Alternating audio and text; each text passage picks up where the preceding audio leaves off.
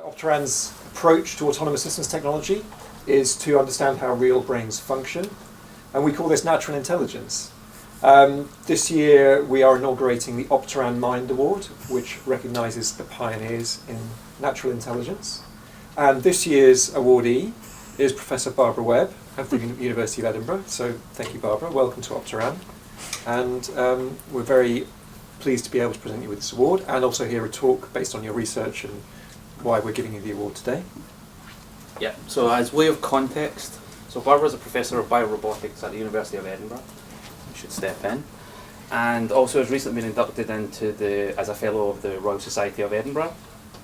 She currently holds a fellowship, an advanced fellowship from the EPSRC for her research, and has funding from across other bodies like the BBSRC and the EU. And I think it's worthwhile just talking a quick bit about Barbara's background to give some context for this talk. So Barbara's undergrad was in psychology, and she then moved to Edinburgh to study a PhD in what was essentially the emerging field of using biorobotics and cognitive science. So Barbara really got in at the beginning of this process, which we are all using this approach that we all adopt now and sort of take for granted a little bit. And her impact in that field has been in sort of two key areas. She's written a lot of papers, review papers about methodology and how we should be using this method to understand how brains work and produce behaviour, and then using the practical application of that to advance our understanding. So, and we'll be using that. The main model species have always been insects. So Barbara's work has been on things like insect phonotaxis, ant navigation when I was working with her, and lots of other new exciting works like manipulation.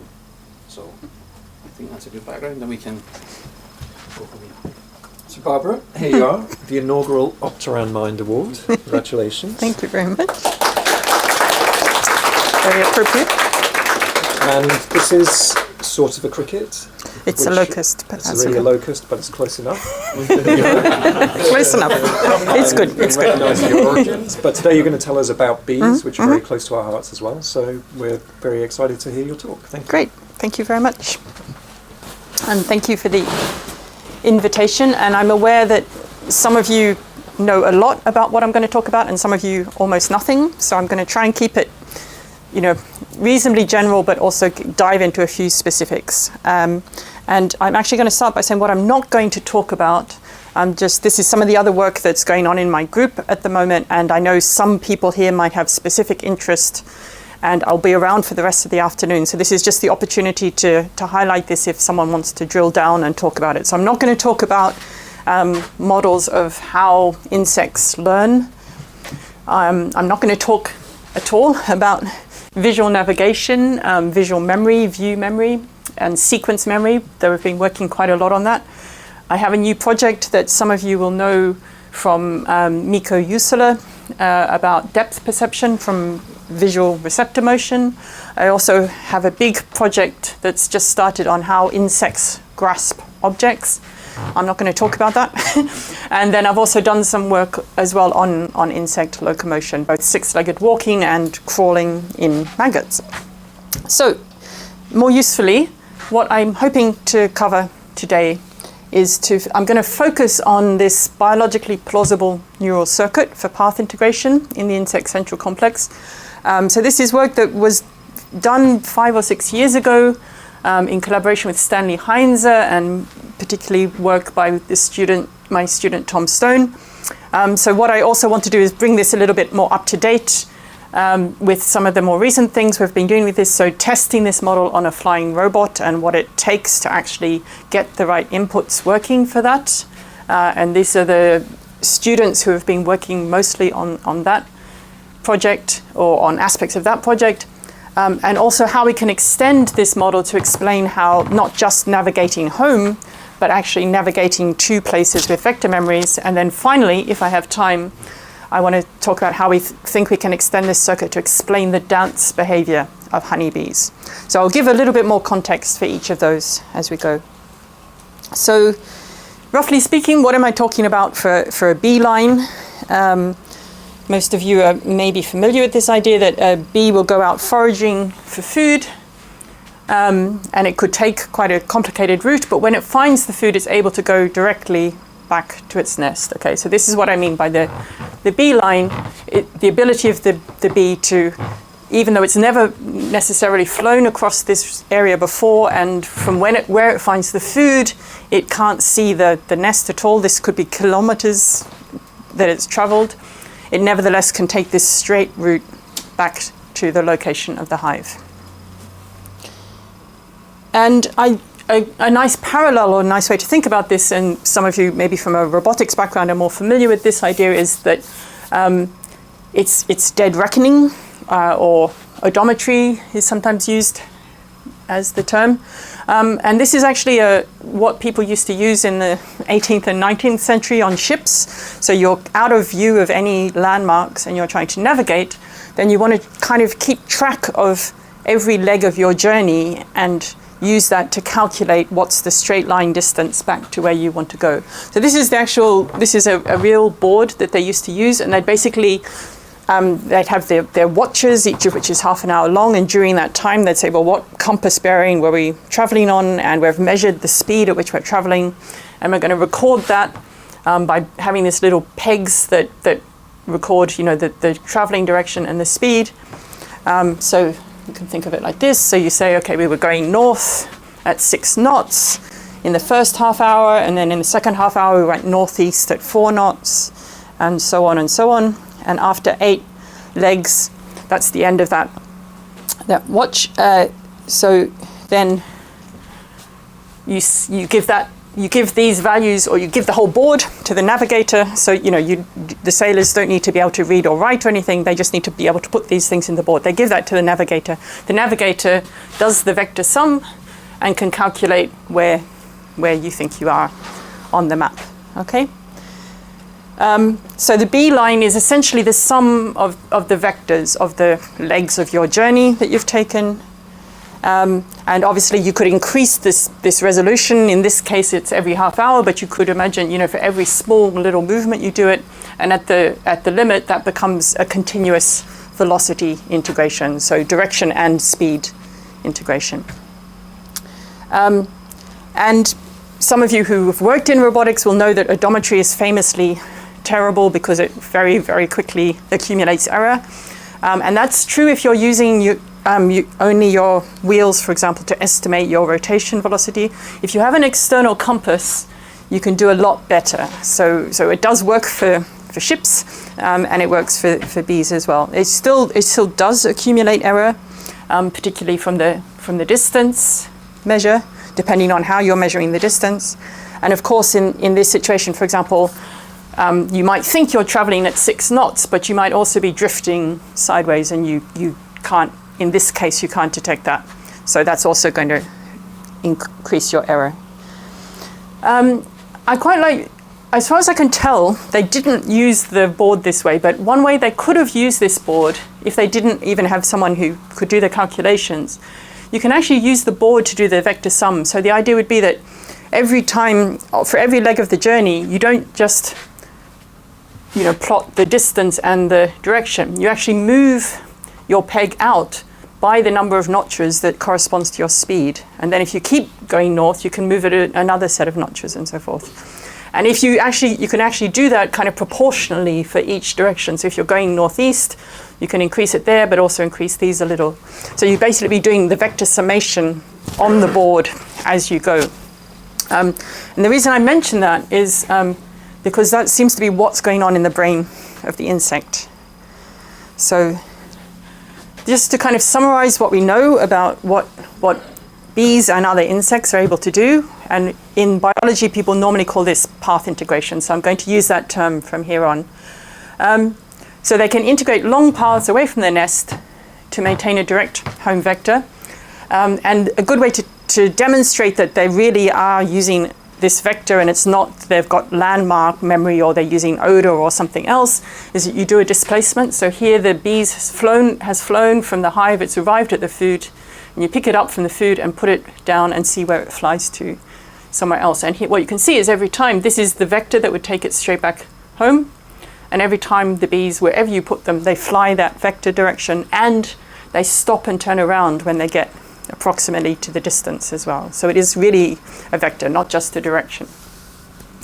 They get their heading information from celestial cues such as sky polarization. I'm going to come back to that later. And they get their speed and velocity information, at least for flying insects, from optic flow, and I'll come back to that later as well. And as I said, they're able to do this with sufficient accuracy to get back at least into the visual contact with their nest. And they do it with a relatively small brain. I think most of you here should be aware that insects don't have big brains, but nevertheless seem to do quite good things, and that's, you know, interesting from a technology perspective. And this path integration system does more than just returning home. So it also allows bees and other animals that use it to return to the food location. So here I've taken an ant example with work from Mike when he was a bit younger, and Antoine, where they were tracking ants from the very first time the ant had come out of the nest and was looking for food. And it's the very first journey of this ant. It does this long, complicated thing. These are bushes that it's going through. But when it finds the food, as for the bee, it goes pretty much straight back to the nest. And then when it comes out of the nest again, it doesn't go off exploring, it goes straight back to where the food is. So it's actually stored some information about this food location. Also, when you get to bees, bees are famous for their dance, which allows them to actually communicate this food location to another bee that's never been there. So what happens in the dance is that on the honeycomb in the hive, the bee that knows where the food is does this kind of very distinctive waggling maneuver, and it does it at an angle that corresponds to the angle to the sun of the vector, and it does it for a duration that corresponds to the distance. So it's actually passing this information on.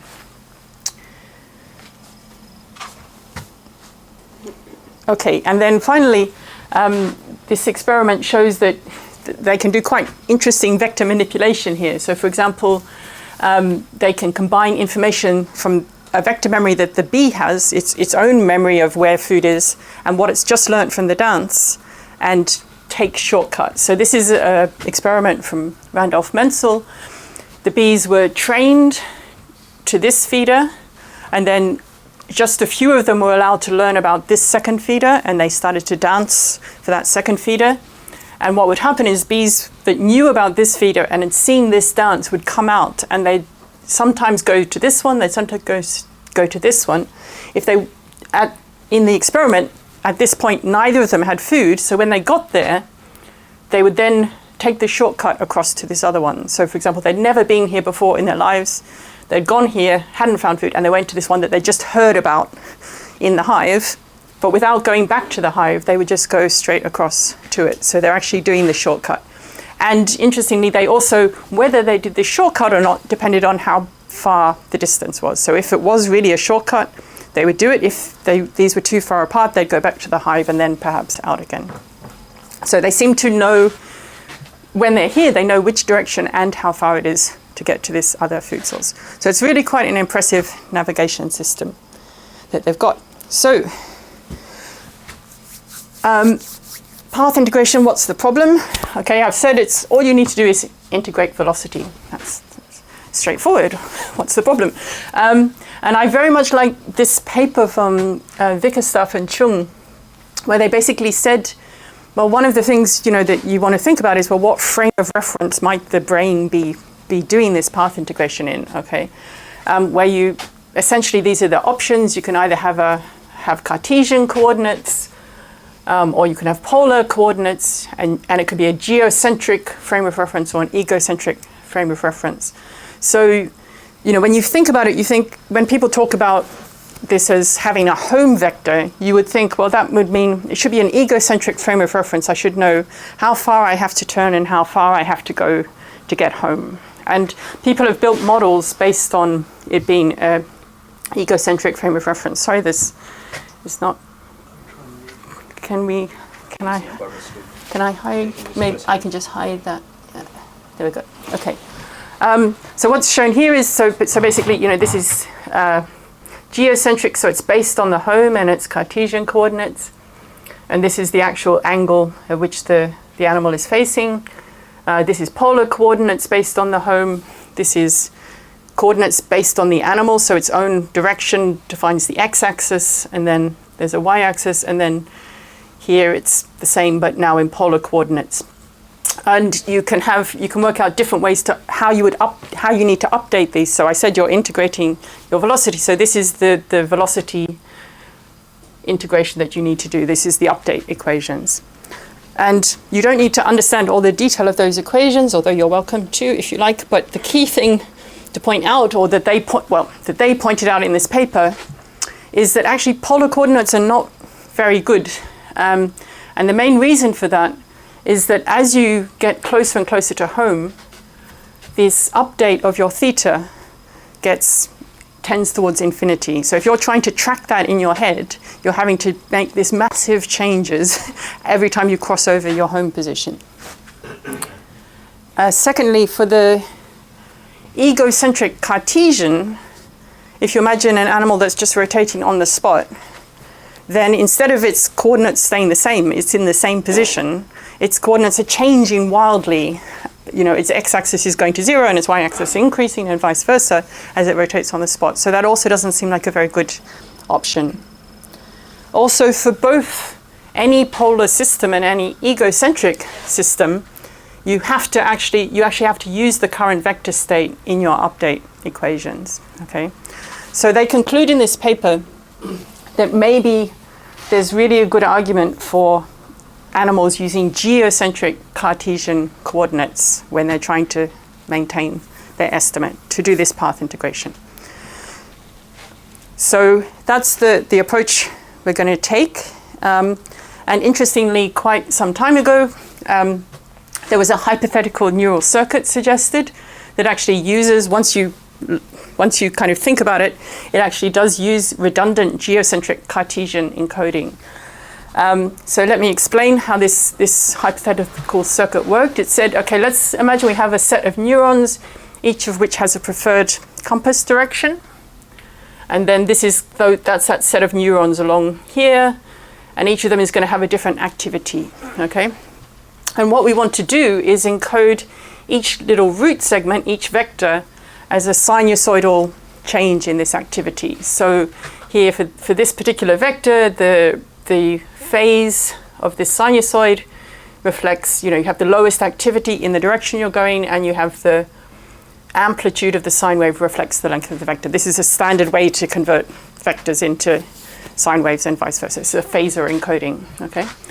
And then you have another root segment with a different angle, so a different phase and a different amplitude.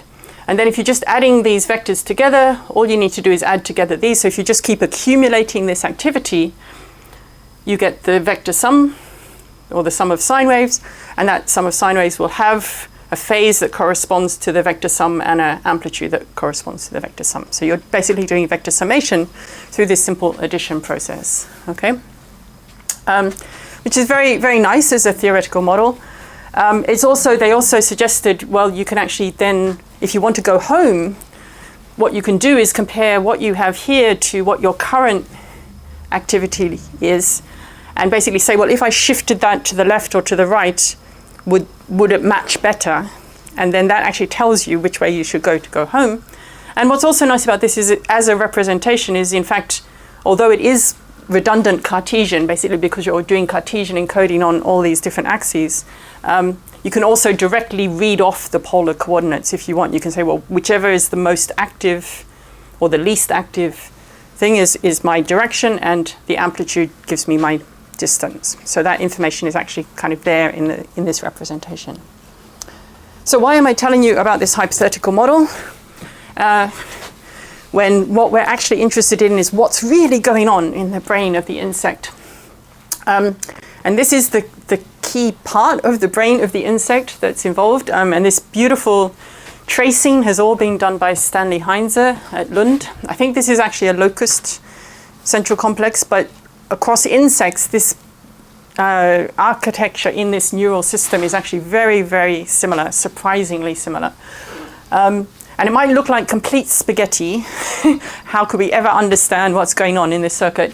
But there's actually quite a lot of structure in there, as I'll describe. And you can see a little bit of it here, that there is this kind of columns with sort of one neuron per column, and then they actually come across and they make very distinctive connections. And then you have these kind of layers and so on. So there is actually quite a lot of structure in the system, even though it's a mess to look at like this.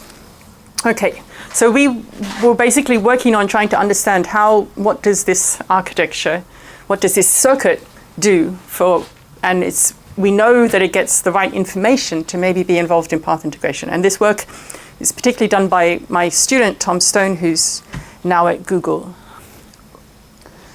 Okay, so the key thing that happened was that Stanley had identified that there are some neurons deep in this central complex, in this circuit, that seem to get the information that you want. So they get compass heading information and they get optic flow speed information. So let me just detail that a little bit more. So we know that insects can use the sky polarization pattern as a compass cue. So where the sun is in the sky, it produces these kind of parallel rings of polarized light, and insect eyes are sensitive to this. And if you measure from neurons in this input part of the central complex, you get these neurons that respond. As you rotate a polarizer, they respond to a particular polarization direction. So that had been known for a while. And then the more recent finding was that if you now record from these other neurons at the other end of the central complex, and you show, in this case a bee, you show it optic flow that corresponds to optic flow that you would see if you were flying forward, or if you're flying backwards, or if you're rotating. So it's like a flight simulator for the bee. They found these neurons, Stanley found these neurons that responded really strongly for this kind of front to back optic flow. Not to back to front optic flow, not to rotational flow. And moreover, they actually responded in this kind of increasing way as the pseudo velocity increased. So it really looks like a nice speed signal that's coming in. And then, as I say, there's these neurons in the center here that actually seem to actually get both of those things as inputs. They get the compass information and the speed information. So it's a little bit easier to draw it like this, but this is equivalent. So all the connections that I'm showing you here are equivalent connections. They're real connections that have been observed in the circuit. Okay, so we have basically these 8 direction cells, and I think I say that, yeah. And they have these kind of inhibitory connections to each other, so that they get input from this, as I say, from polarized light, and they end up having an output that is almost a nice sine wave because of the inhibitory connections. They're connecting into these cells that we call memory cells, and these memory cells also get speed input, okay? So essentially what's happening here is that for every little motion vector, each memory cell gets a current speed input modulated by this inhibition from the directional cells, which means that for these 8 memory cells, this is basically the input that they're getting. Okay, and you should recognize this, obviously. It's actually a complete coincidence that in this model they had 8 columns here. And it turns out there's literally 8 cells. Okay, there's actually 2 sets of 8 cells, and I'll explain why in a moment in the memory thing. So we have the same thing, that you have another vector. We've already seen this. So if these neurons are encoding or constantly integrating this input, then you get the vector sum, which is what you want. Okay, so the neural circuit seems to actually implement this hypothetical model. 20 years later, we basically found this model in the system. And I really want to emphasize, we didn't, we haven't invented these connections. These connections literally are there. Okay, so that's good.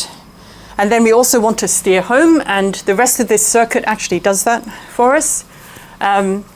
So you can see that these cells that hold the memory connect down to these cells, which are cells that we know go out to the steering mechanisms in the animal. Oh, I promised I wouldn't say LAL, and I did. So never mind. You only need to know this is basically, this is left and right parts of the brain that then control steering for the animal. And these cells also get input from the direction cells up here. But you'll see there's this kind of, if you map all the connections through, you get this funny offset. So here it's a direct connection, and here, this one, it's offset and offset in this sort of strange way. But essentially, so yeah, that's what I just said. The offset pattern makes this whole thing into, which is physically linear, it's actually effectively a ring in connectivity. So if you do the connectivity matrix and redraw it all, this is what you get, okay? And again, I want to emphasize this is not made up, this is the real connections in the system. It's this beautiful, beautiful structure. So this is what I've told you. You have this inner ring, which is your current heading direction, okay? You have your speed inputs, and they're accumulating in these memory cells according to the current direction that you're heading in. And then you've got these two accumulations which are then shifted either to the left or shifted to the right and compared to the current direction that you're going in, okay? So the idea is, for example, if you're currently going this way, but your memory has accumulated more over here than over here, then the relative activity of, let me see if I can draw it through. Yeah, so the relative activity of this right cell, this one's going to be more strongly active. So this is activation, this is inhibition. So you'll have a strong activity here, whereas this one, the memory is weaker. So you have a lower activity here. And in this case, that means you're going to drive your right motor faster, which means you're going to turn to the left, which is what you need to do to go in the direction, okay? And that's basically the idea. It's kind of easier to see a little bit in a, well, let me show you a little simulation. So here's a simulated bee doing this. So you can see the direction that it's going is kind of represented by here. The fact that it's getting further and further away in that direction means that it's accumulating its vector down here. And then, so at the moment it's just doing a random path out, and then when we let it go home, it starts to steer, and it will steer its way using these right and left output neurons, the balance of right and left.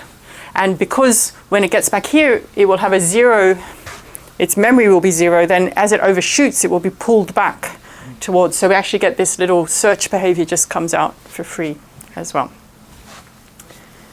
Okay.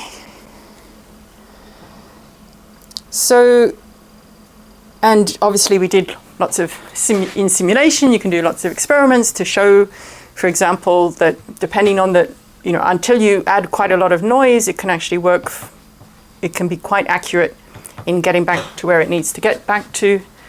That's also sort of showing the accuracy of the initial heading. It does a fairly straight route back. I think I won't get into the detail here. The only other thing is obviously this works fine if you have detours, because if you're trying to go straight home, but you have to go round something, your path integration is running all the time. So you accumulate that detour, and then you'll go straight, as you come off the edge of it, you'll go straight in the direction back towards home. You detour it again, you'll go straight, and so on. So you keep updating continuously. Okay. So, as I said, that's work that we did quite a while ago. It's still my favorite work that I've ever done, so I'm happy to tell people about it. But obviously what's interesting is, can we apply this to real robots? So for example, if we try and put this on a flying robot, can optic flow actually provide a good enough ground speed estimate? And can the sky polarization actually provide good enough compass information? So that's what I'm going to talk about next. So the optic flow encoding in the insects, so this is what I showed you briefly before. So insects moving through the world experience optic flow, and there's these neurons that respond depending, relative to the simulated speed. What I didn't tell you before is that the optimal stimulus for these neurons is not actually this, doesn't correspond to flying straight forward. And this was a bit confusing to us at first, okay? So the neurons are actually tuned to optic flow with a 45-degree offset. That's to say, if you get the maximum response from this neuron if you fly if you're facing this way and you fly like that, so you're side slipping, and vice versa. Okay, and as I say, at first we were a bit confused. Why would this happen? But then we realized that actually this is very nice, because what it means is you can be doing holonomic flight, and you're still encoding the information you need. Okay, so basically, if this is that's north, this is the way that you're facing, but this is the way you're actually moving, then the neuron on this side will be activated less than the neuron on this side. And where I showed you those 2 sets of 8 neurons, you're basically accumulating separately for those 2 axes, and therefore between them, you've actually got the correct information about exactly where you've been. Okay. So it's basically an orthogonal basis, which allows the insect to encode the holonomic motion with respect to the ground.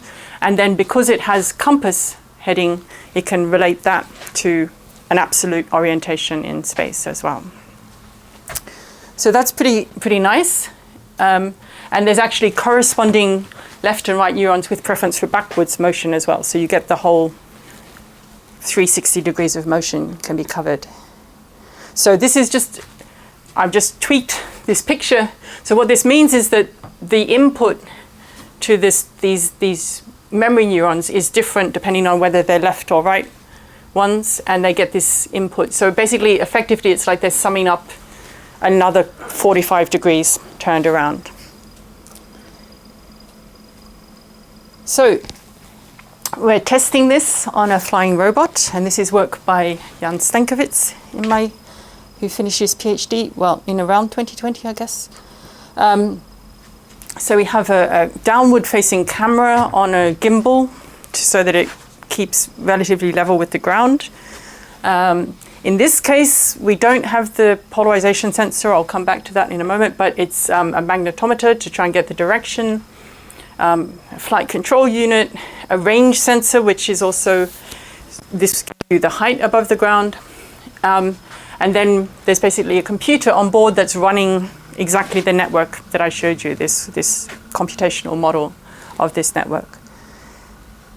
And there's also a parallel simulation platform to be able to do kind of extended tests in different scenarios and so forth. So in the interest of time, again, I'm not going to get into the detail of this, but I'm happy to talk about it more later. But the key thing here is that we're using, as I said, the optic flow to detect the ground speed. So we see the optic flow from this downward-facing camera. We're then using these 2 matched filters. So we have 2 filters that are looking for flow of 45 degrees. We match this with a depth map, getting from the height, which turns out to be important. And then we can use this to try and estimate our actual velocity, x and y velocity. And it's maybe going to go automatically. Oh, yes. Okay. And here we're just comparing what happens if you do or don't have this gimbal to stabilize your view. So you can see that if you don't have the gimbal, even though it's very noisy, so the dark is the actual estimate based on a standard Kalman filter using the IMU on board the robot. So this is the estimate of the x and y. You can see, even though it's incredibly noisy here, it is actually following more or less the right thing. But once we actually have the gimbal to stabilize it, oops, sorry, it's going automatically. We actually get very good estimate of the x and the y. So we're actually getting good holonomic tracking of our ground speed, our ground velocity. And then we actually tested this then in the field for the path integration. So the drone is flying out on a slightly wiggly path and then with a few large turns in it. And then after it's gone 100 meters or so, it has to come back and try and stop in the place where it thinks is the right place. It does, obviously that's the film ending, not the thing stopping, but that was the stop. And we measure the error with the distance flown. And here the blue spots and the blue line is what happened for the real tests. And then these are the different simulated tests with different kinds of ground surfaces with more or less height variation and so forth. So you can see it's pretty effective. So even in the real system, we're getting a few meters of error for 150 meters flights. Yeah, quite reliable. Height compensation was needed, so we tried doing stuff where you went up and down a lot. Up to a few meters of height variation, it's fine, and after that you really need to know the height to be able to compensate, because obviously the optic flow changes with the height. So then there's two options here. So we know bees, firstly, bees do have a tendency to try and maintain a particular height above the ground, so that might be one thing, is that they try and keep within this range. There's also some recent work that's been done that suggests that they may be able to estimate the height by purposely going up and down like this, and knowing what the change is, they can actually estimate the height, and that can be used to correct this. So we don't think this is a problem for the method. Okay, how am I going for time, anyone? 10 more minutes, all right. I'll go fairly quickly through this part. Maybe jump to the most interesting part. So this is basically now testing the orientation from polarized vision. And as I said, the insect has this dorsal rim area where it can detect the polarized light. And just for the interest of time, I might just jump to what we're doing with this at the moment, is that we've actually implemented some little sensors that are very much like the sensors of the insect, where you have two orthogonal polarizers, filters, and behind here we just have UV light detectors. So we've basically effectively got 16 sensors here. And then we're trying, but they're pointing at particular sky regions. And then the robot rotates 360 degrees, and we try and use that to estimate the angle, where the sun actually is. And here we were just using the IMU as ground truth, and I should mention Robert, who did a lot of the work here, as well as Every. And what we find is we can get a pretty good estimate. And in particular, this is not aliased 180 degrees. It is actually a direction of the sun, because what this system actually does is effectively find the highest polarization, which is a very reliable signal. So this is just, this is what the sky compass is telling us. This is what the IMU is telling us. And this is just showing it for the sun at different times of day. So it starts to, when the sun really starts to get low, then we start to get a few problems. But what's maybe more exciting is that this works really well under canopy cover. So this is most of the sky being covered by a tree. We're still getting a very accurate estimate of our compass direction from this. And it only really fails when you're like actually got this completely solid cover that's covering, the critical part of the sky. So I'll just leave that there to try and get onto the final bits that I wanted to talk about. So I mentioned before this idea of vector memory, so returning to a desired location. And it turns out there's a very simple way to implement this. So it's a tiny addition to the model that we had before. So this was this is a little sub-bit of the model where you have the compass heading, the memory, and these steering cells. All we do is that whenever you reach the food, you store the current state of your memory, just one snapshot of that state, okay? Then you get home, and when you get home, you say, okay, I'm now going to inhibit myself with that memory, which means it's as though I'm imagining I'm on the other side, and then I try to go home again, which means I fly back to where it cancels out with my path integration. So you basically have those two things interacting, means you're going to go back to wherever it was you stored that memory. So that's kind of illustrated here. So we just could have one neuron for the vector memory that has, and the learning happens across this set of synapses. And it works very well, again, in simulation, that once you've taken this very long path, but if you store the vector here, you can go home, and then you can activate the vector, and you go back again. And what's more fun about this is that it lets you also take shortcuts. So here, this is what I kind of showed you before. You go out, you go home. When you're at the food, before you go home, you store this vector memory. Then when you get back home, you inhibit with this vector memory so that it's as though you're somewhere in the opposite direction. And then you fly until it gets balanced by your PI memory. And that means your actual flight, because you're actually at home, your actual flight will take you back to where you were, okay? But if you get there and you find there's no food, do you have to go home again? Well, you could go home again if you just take away this inhibition, then you'll have your path integration will take you back home again. Or you could stop inhibiting with this one and instead inhibit with your other memory or the thing that you just learnt about in the nest. The other bee told you there's some food on this vector. So you now inhibit with that vector and you fly as though you're trying to go home. But because you're actually doing all of this starting here, you're going to fly this nice little shortcut straight across to the other place. So all of that falls out just from this tiny little tweak to this circuit. Okay, and it works in lots of simulations, etc. And even more excitingly, this is really recent data from Stanley Heinze, is that he's actually found a neuron that looks like it could be a set of neurons that look like it has exactly the right connections to do this vector memory. And so you could store several memories of different places in the world and apply them as you want. Okay, if there's time, I'll just talk about bee dance, seeing as I introduced that earlier. So this is really, really current work, and we haven't solved all the issues yet, but just to kind of give you the idea of flavor of where we're going with it. So bee dance actually evolved. You can look at different species of bee, and there are some bees where one bee who knows where their food is will just fly there and the other bees will follow it, okay? And then there's other bees where they will do the dance on top of the nest, pointing, literally pointing towards the food. So it's almost as though they've started to fly in that direction, but they don't do it. They come back and do it again. And other bees follow them and then can take off and go in the right direction. And then there's some bees which do this on a vertical nest, and they, instead of using the real direction to the sky, they substitute gravity as the direction. So gravity is the reference direction, which is the direction relative to the sun.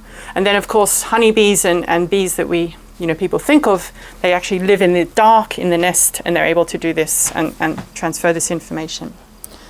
So our idea is that maybe they can use the same central complex mechanism to do the dancing. So basically, I've just shown you how they can use the vector memory to return back to the feeder. So the idea is they just kind of do that in the nest. They do that in miniature. So it's as though they're trying to go to the feeder. They do the translation to gravity. They do this tiny miniature movement towards the nest, and then they release the direction, and that will mean they try and go home. So they loop back, and then they'll do this kind of looping waggle dance that you see the bees do. But even more interesting is how could the follower bees actually acquire this vector. And just to show you, this is a little bit of video that Anna recorded in the hive of our Scottish bees. So this is a waggle dance being done. And the one thing I want to point out here that, when we say follower bees, they're not following, okay? So it's not like they're right behind. They're all around the other bees. So if they were just following, you could imagine, well, maybe while, if they were going in the same direction, they could be charging up their path integrator while they're following, but they're not. So Anna's been tracking the antennal positions, because they do this very distinctive thing with their antennae when they're following. They kind of hold them out like this, and then depending on where they are in relation to the dancing bee, sorry, that's sort of shown here, the actual angle of their antennae changes in a quite regular way, which is what we've kind of tried to show here. So our current working hypothesis, and we're still kind of testing this, is that this is almost equivalent to these this holonomic optic flow that I told you about. So it's as though when this bee is here, instead of following straight behind, it's as though it's going like this with this bee. So it's like it's flying in that direction. So it integrates in exactly the right way holonomically as before, and that kind of can go into this whole memory system. So we've been playing around with that, and it's looking quite plausible. We're actually trying to replay real, actually record what a bee experiences and replay that through our model to see would it then extract the right vector. So that's the really, what we've been doing in the last month part of my talk. So let me maybe finish with a few conclusions.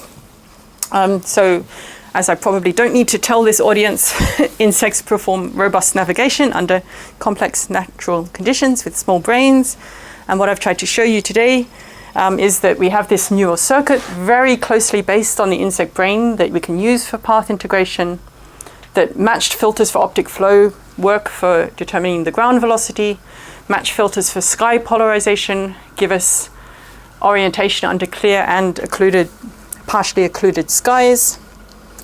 We can adapt the same circuit to create vector memories, allowing shortcuts between salient locations, and also can be adapted to explain B-dance, communication, and a few things that we're working on now. For example, we want to try and make a mini sky compass so we can put it all together on our flying robots.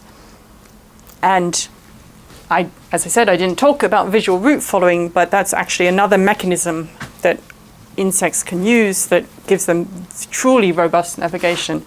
And so we're very interested in how these things might be connected together. So I think, and then finally, yes, I also didn't talk about, there's a lot of very interesting biological work coming out about multimodal integration and how different things might be integrated in the central complex, and that's something Mike's worked on as well. So let me finish there with thanks to the people who have worked on this stuff in my group and who are currently in my group, and my collaborators and my funders, and thank you to you.